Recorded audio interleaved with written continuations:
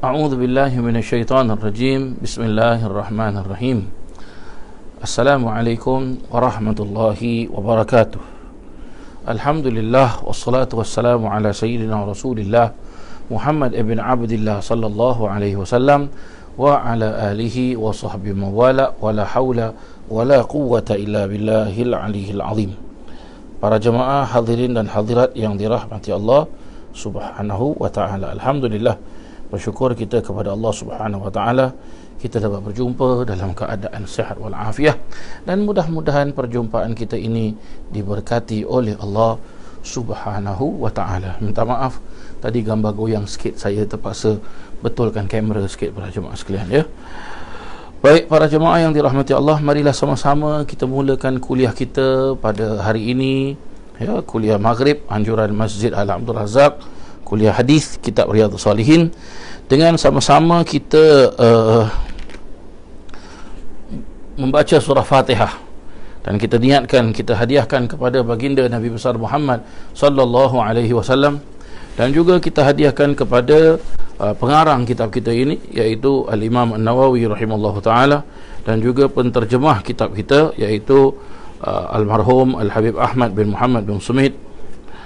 Dan juga kita baca Fatihah untuk kedua orang tua kita. Moga-moga Allah Subhanahu wa taala memberkati dan merahmati mereka, dan juga mudah-mudahan kita ya, kehidupan kita ini mudah-mudahan senantiasa diberkahkan oleh Allah Subhanahu wa taala, dan rezeki kita juga diberkahkan oleh Allah Subhanahu wa taala.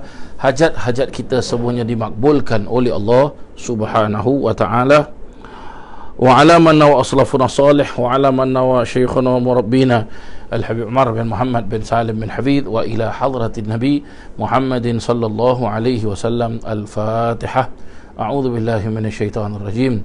Bismillahirrahmanirrahim. Alhamdulillahi rabbil alamin. Arrahmanir rahim. Maliki yaumiddin. Iyyaka na'budu wa iyyaka nasta'in. Ihdinas siratal mustaqim. Siratal ladzina an'amta 'alaihim ghairil maghdubi 'alaihim waladdallin. Amin. Para jemaah yang dirahmati Allah Subhanahu wa taala, kita alhamdulillah bab demi bab telah pun kita selesai ya. Jadi insya-Allah kita akan mulakan bab yang ke-45 ya. Dalam bab ini memperjelaskan tentang babu ziarah ahli khair wa mujalasatihim wa suhbatihim wa mahabbatihim wa talabi ziyaratihim wa du'a'i minhum wa ziyaratil mawadhi'il fadilah, iaitu yang bermakna berziarah kepada para ahli kebaikan, duduk-duduk dengan mereka, mengawani mereka, iaitu berkawan dengan mereka ya, mencintai mereka ya, meminta mereka supaya berziarah, meminta mereka supaya berziarah ke tempat kita, meminta doa dari mereka, serta berziarah ke tempat-tempat yang utama. Tak maaf para jemaah sekalian, barulah terang sikit saya nampak. Minta maaf lah kita. Apa? Tadi saya dah start live streaming tapi lupa nak ambil cermin mata pula ya. Baik. Imam An-Nawawi rahimallahu taala memulakan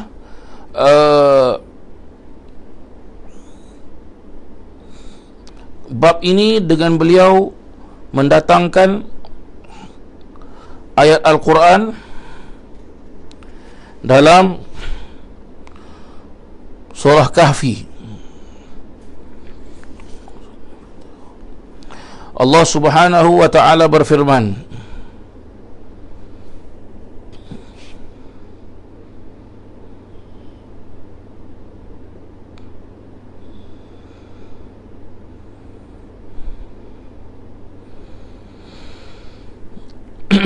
Allah Subhanahu wa taala berfirman dalam surah Kahfi, para jemaah yang dirahmati Allah ya. Sesiapa kalau ada kitab ya, sesiapa kalau ada kitab kitab Riyadhus Salihin ini, boleh kita buka pada muka surat 475 para jemaah sekalian ya. 475.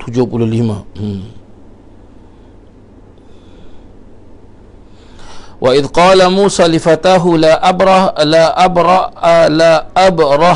abrahu hatta ablugha majma' al-bahrain au amdiya huquba ila qawlihi qala lahu Musa hal attabi'uka ala an tu'allimani mimma 'ullimta rusyda. Ayat Al-Quran ni para jemaah yang dirahmati Allah, yang kita tahu surah Kahfi, ya. Ambilkan bapa punya iPad, handphone macam yang mana di dalam kitab kita ini diletakkan surah Kahfi itu pada ayat yang ke-60 hingga ayat yang ke-66. Akan tetapi di dalam tulisan ataupun cetakannya ini tidak tidak terletak semua, ya. Tidak terletak semua. Jadi kalau kita nak baca, ya, surah Kahfi ini para jemaah sekalian, dari ayat yang ke-60 hingga ke ayat yang ke-66 yang kita mengetahui bahawasanya surah Kahfi ini ia memberi khabar kepada kita, ya, berkenaan tentang Ashabul Kahfi. Ashabul Kahfi ini adalah, ashab adalah perkataan plural, ya,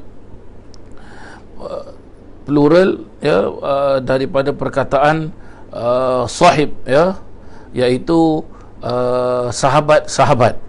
Ya. Kahfi pula, nama Kahfi ni adalah gua para jemaah sekalian. Ya, gua, nama tempat tu Kahfi, yang mana kita mengetahui bahawasanya sekarang ini kebiasaannya, ya, orang Islam apabila mereka berziarah ke Ashabul Kahfi, ya, yang mana dalam sejarah sekarang ini, iaitu Ashabul Kahfi ini sudah termasuk dalam kawasan negeri kerajaan Jordan, ya, Al-Mamlakatul Urduniyah, ya, kerajaan Jordan para jemaah sekalian, ya, kerajaan Jordan. Jordan dia tak ada presiden, dia ada raja para jemaah sekalian, ya, dia ada raja. Dan cantik negeri Jordan ini, masya-Allah. Saya pernah pergi ke negeri Jordan ini beberapa kali kerana saya ada pimpin jemaah ziarah ke Baitul Maqdis sekali. Jadi kita melewati Jordan para jemaah sekalian, ya, kita melewati Jordan. Di dalam ayat tersebut Allah Subhanahu wa taala menyatakan, wa idh qala Musa, ya, wa idh qala Musa, dan apabila Nabi Musa itu berkata kepada siapa? Kalau kita lihat di sini, wa idh qala Musa, dan apabila Nabi Musa, ya, ada juga ulama memperjelaskan wa idh qala, dan ingatlah peristiwa ketika Nabi Musa berkata kepada lifatahu. Lifatahu di sini ada tafsir memperjelaskan lifatahu, fata itu artinya seorang yang bujang, ya. Tetapi lebih tepat lagi kalau kita nak maknakan fata adalah seorang pemuda, ya. Kerana di sini dijelaskan lifatahu, ada huruf ha selepas perkataan ya, lifatahu tu, ya, ada huruf ha. Jadi maksudnya apa?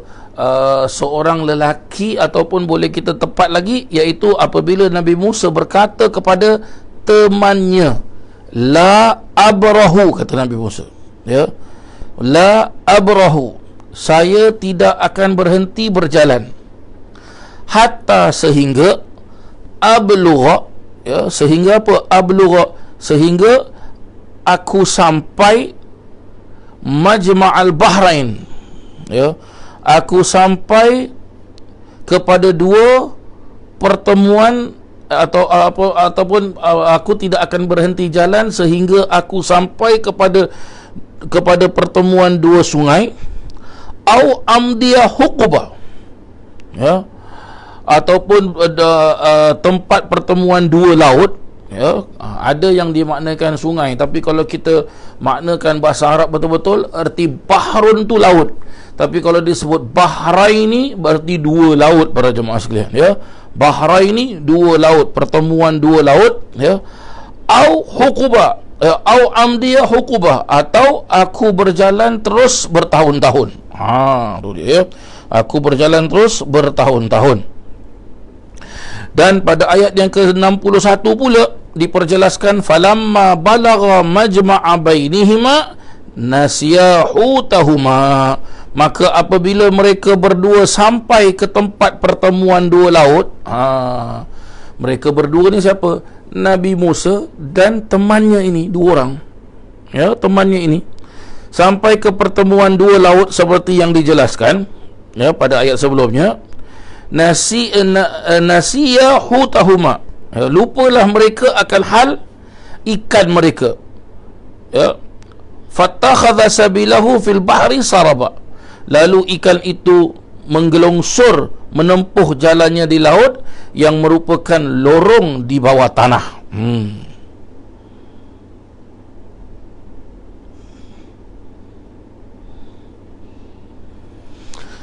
Dijelaskan lagi pada ayat yang ke-162, falamma jawaza, dan apabila ataupun setelah mereka melampaui tempat tersebut, qala li fatahu, Nabi Musa pun berkata kepada temannya, ya, qala li fatahu atina ghada'ana laqad laqina min safarina hadha nasaba, bawakanlah makan tengah hari, ya, bawakanlah atina ghada'ana, bawakanlah makan tengah hari, ya. Ghada'ana, perkataan ghada ini, ya, ghada ghin dal alif hamzah, ghada itu maknanya biasanya kalau bahasa Arab disebut apa? Disebut makan tengah hari, lunch time para jemaah sekalian, ya. Kalau breakfast pula disebut apa? Sarapan pagi, disebut futur, ya. Kalau dinner time pula disebut apa? Asya. Dia bukan isya, ya. Tulisan dia macam asya, tapi huruf ain tu dibariskan atas. Asya, maka dia dinner para jemaah sekalian. Ya. Habis kalau makan tengah malam apa pula ustaz? Makan tengah malam, saya rasa makan tengah malam late night supper lah. Macam tu lah para jemaah sekalian, ya. Ya. Habis bahasa Arab tu, bahasa Arab dia siapa dia? Gitulah. Minta maaf lah gurau-gurau kita para jemaah sekalian, ya. Bawalah makan tengah hari kita, sebenarnya kita telah mengalami penat lelah dalam perjalanan kita ini. Dan ayat seterusnya pada ayat yang ke-63 pula, temannya berkata, qala ara'aita id awaina, qala, ya, maka telah berkata, siapa yang berkata ini, ya, temannya Nabi Musa, tahukah, ya, ara'aita id awaina ila sakhra, tahukah apa yang telah terjadi ketika kita berehat di batu besar itu? Fa inni nasitu huta wa ma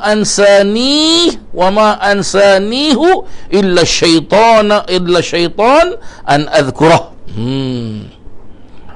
Sebenarnya aku lupa hal ikan itu, dan tiadalah yang menyebabkan aku lupa daripada menyebutkan halnya kepadamu melainkan syaitan. An adhkura, iaitu dan ikan itu telah menggelongsor menempuh jalannya di laut. Wattakhadha sabilahu fil bahri ajaba, dengan cara yang menakjubkan. Qala dzalika ma kunna nabgh, Nabi Musa berkata, itulah yang kita kehendaki. Mereka pun balik, fartadda ala atharihima qasasa, itulah yang kita kehendaki. Mereka pun balik semula ke situ dengan menurut jejak mereka.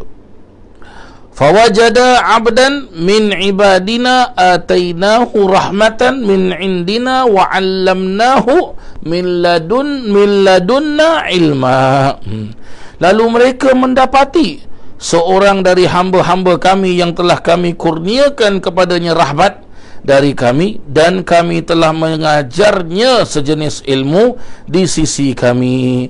Min ladunna ilma, ladunna, arti ladunna di sini iaitu ilmu yang diajari oleh Allah Subhanahu wa taala, ya.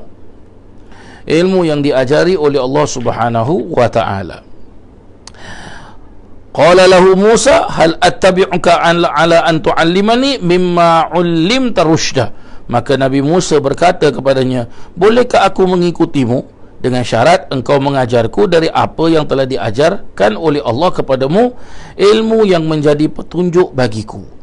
Begitulah dia, ya. Ayat yang ke-60 sampailah kepada ayat yang ke-66 dalam bab yang ke-45 ini dalam kitab Riyadhus Salihin yang disusun oleh Imam Nawawi rahimallahu taala.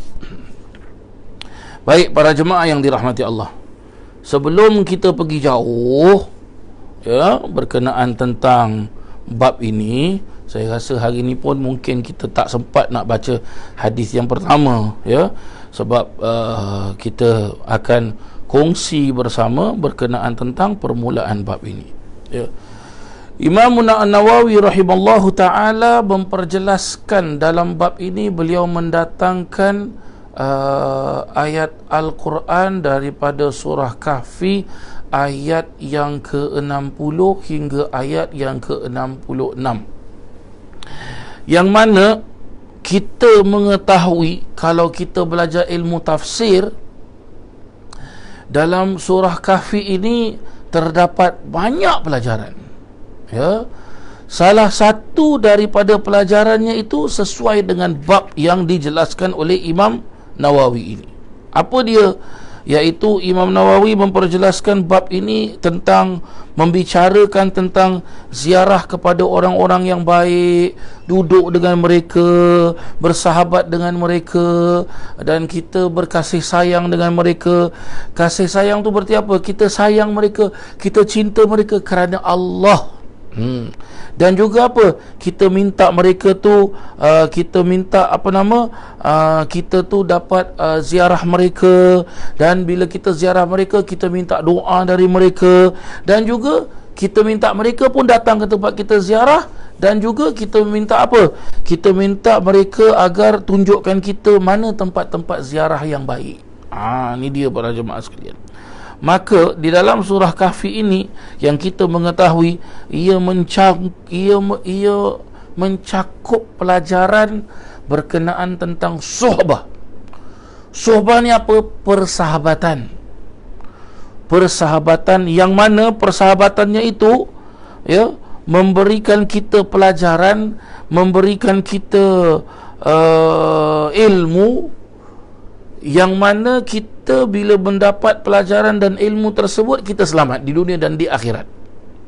Dan setiap kali bila kita berjumpa dengan sahabat kita ini, orang-orang yang khair, ahli khair ini, kita pasti tidak akan pulang dengan tangan kosong. Maksud saya pun tidak pulang dengan tangan kosong, iaitu kita akan memperolehi ilmu yang manfaat. Ya, ilmu yang manfaat. Maka kita mengetahui bagaimana kisahnya, ya. Nabi Allah Musa AS bertemu dengan temannya, seorang pemuda. Teman di sini, pemuda di sinilah yang dijelaskan oleh ulama ahli tafsir. Ada yang dijelaskan beliau itu seorang nabi. Ada yang memperjelaskan beliau itu seorang wali, ya, orang wali, iaitu wali Allah, ya, kekasih Allah yang namanya Khidir alaihi salam. Dan ada juga di dalam tafsir memperjelaskan Ashabul Kahfi ini, mereka semua adalah minal anbiya, mereka semua adalah daripada golongan para nabi. Ada ulama-ulama tafsir memperjelaskan demikian, seperti di dalam tafsir Imam Khazin, ya, tafsir Sawi, ya, ada memperjelaskan demikian, ya. InsyaAllah nanti saya hari Ahad pun ada pengajian tafsir, ya. Jadi insyaAllah nanti kalau sampai kepada surah Kahfi ini, nanti insyaAllah kita akan sama-sama berkongsi lah sedikit sebanyak cerita tentang surah Kahfi. Dan surah Kahfi ini juga fadilat dia besar para jemaah sekalian, ya. Fadilat dia besar. Maksud saya fadilat bagaimana? Ya, membaca surah Kahfi ini fadilat dia besar. Sangat-sangat baik kalau kita dapat mengamalkan, ya, membaca surah Kahfi. agar supaya kita ni selamat di dunia dan juga di akhirat para jemaah sekalian, ya. Selamat kita di dunia dan juga di akhirat, ya. Kelebihan membaca surah Kahfi, ya. Kelebihan membaca surah Kahfi. Diperjelaskan bahawasanya, ya, dalam hadis bahawasanya Nabi SAW berfirman, barang siapa yang membaca surah Kahfi, ya, pada malam Jumaat, iaitu hari Khamis malam Jumaat, niscaya Allah Ta'ala akan mengirimkan cahaya, dan cahaya itu akan menerangi dirinya, ya, akan menerangi dirinya. Ada yang memperjelaskan sampai ke Baitul Atiq, iaitu cahaya itu Allah Ta'ala kirimkan cahaya kepada dirinya, dan cahaya itu terang sampai ke Baitul Atiq. Baitul Atiq adalah Kaabah. Ini satu hadis, ya. Kalau tidak silap saya, hadis ini riwayat Imam Ad-Darimi rahimallahu taala, ya. Imam Ad-Darimi rahimallahu taala. Ada pula riwayat daripada Imam Hakim dan juga Imam Baihaqi rahimallahu taala. Naam, memperjelaskan barang siapa yang membaca surah Kahfi pada malam Jumaat, niscaya Allah Ta'ala akan kirimkan cahaya. Cahaya itu akan terang, ya, selama antara Jumaat kepada Jumaat yang lagi satu. Berarti apa? Malam Jumaat ni awak baca, ya, hari ni hari apa? Hari ni hari Selasa, ya. Selasa malam Rabu. Besok Rabu malam Khamis. 2 hari lagi bagi jemaah sekalian, ya. Kalau awak baca surah Kahfi, Allah Ta'ala akan kirimkan cahaya kepada diri awak, ya, dan cahaya tu akan kekal ada pada diri awak sampai hari Jumaat, sampai hari Jumaat minggu depan. Dan kalau awak baca lagi, cahaya tu akan dikirim lagi, kekal lagi. Begitulah dia, ya, begitulah dia. Dan ada juga yang memperjelaskan bahawasanya daripada riwayat Imam Abu Darda, kalau tidak silap saya, naam, ya, riwayat Imam Abu Darda dan juga riwayat Imam Muslim, bahawasanya barang siapa yang membaca surah Kahfi, ya, membaca surah Kahfi, maka Allah Subhanahu wa taala selamatkan dia daripada fitnah Dajjal. Ya, Allah Subhanahu wa taala selamatkan dia daripada fitnah Dajjal.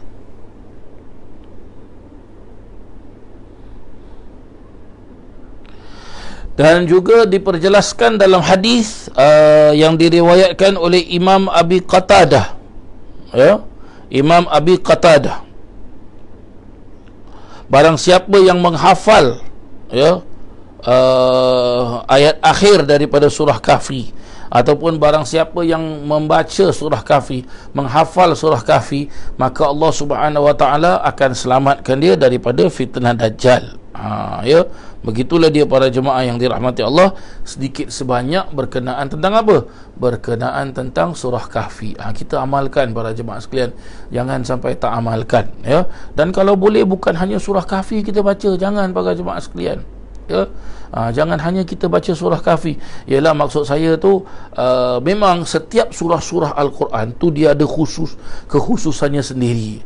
Contoh seperti dijelaskan oleh Nabi SAW, kalau barang siapa yang membaca 3 kul, Al-Ikhlas, Al-Falaq, An-Nas, tiap-tiap pagi tu lepas kita sembahyang subuh, dan tiap-tiap malam menjelang maghrib, ya, Al-Ikhlas 3 kali, Al-Falaq 3 kali, An-Nas 3 kali, kita diselamatkan di dunia dan di akhirat, dan diselamatkan kita daripada gangguan manusia, gangguan binatang yang berbisa, gangguan jin, gangguan syaitan, gangguan manusia, iaitu gangguan kejahatan.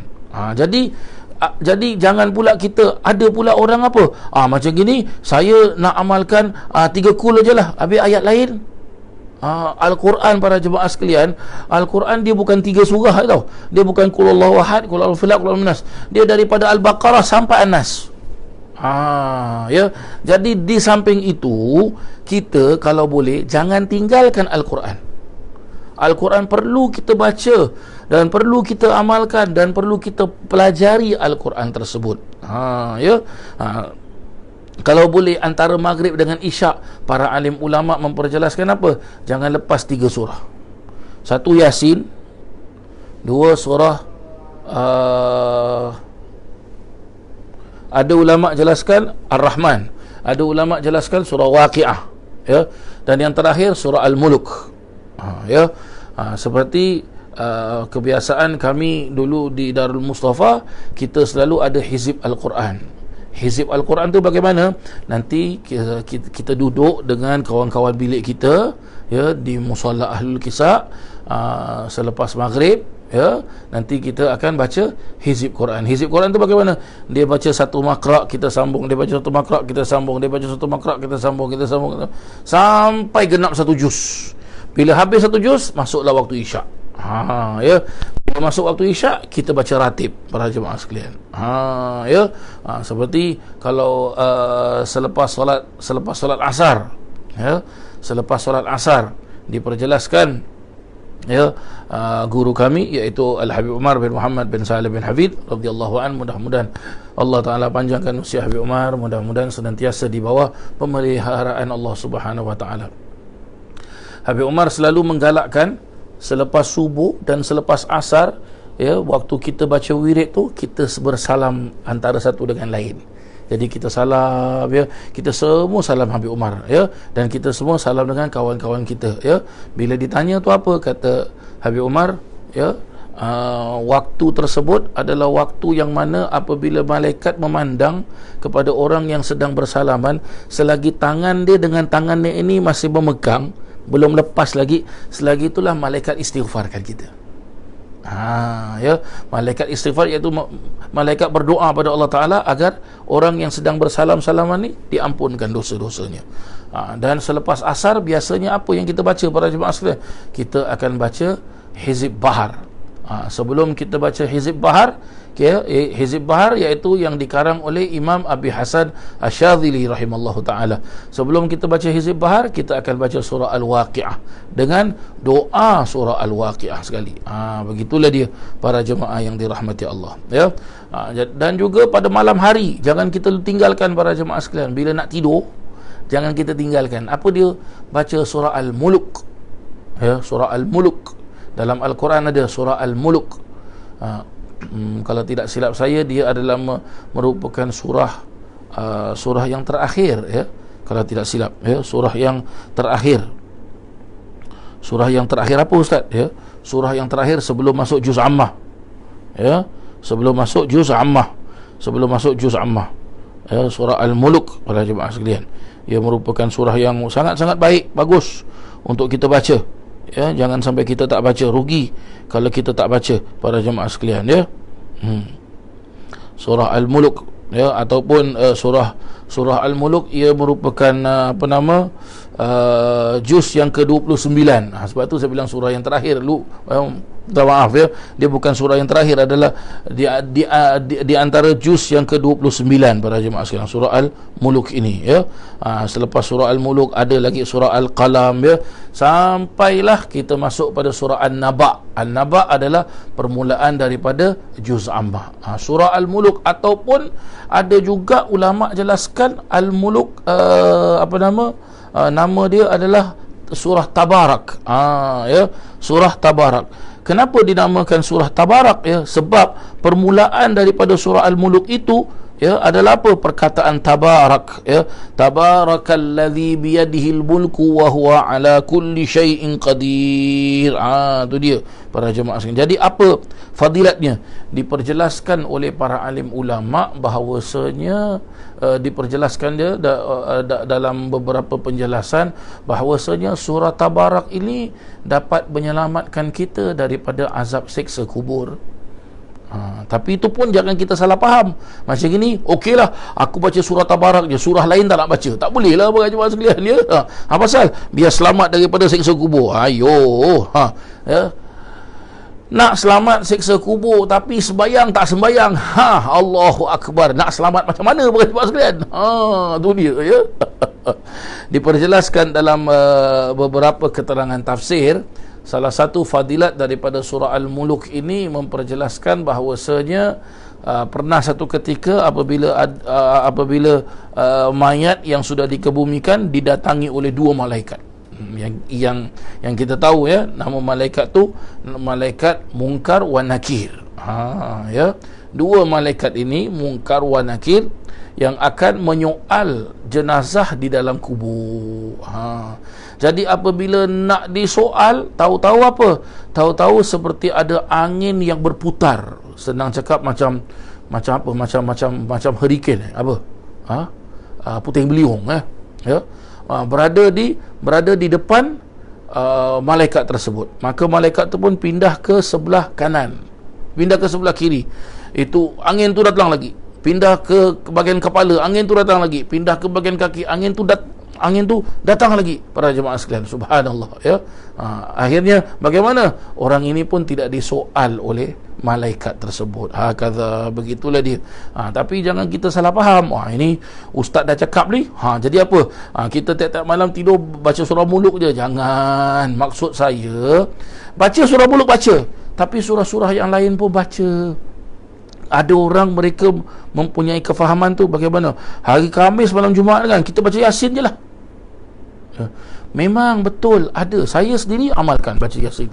Ya, memang ada fadilatnya ya. Hari Khamis malam Jumaat kita baca Yasin. Ya. Saya setuju tu.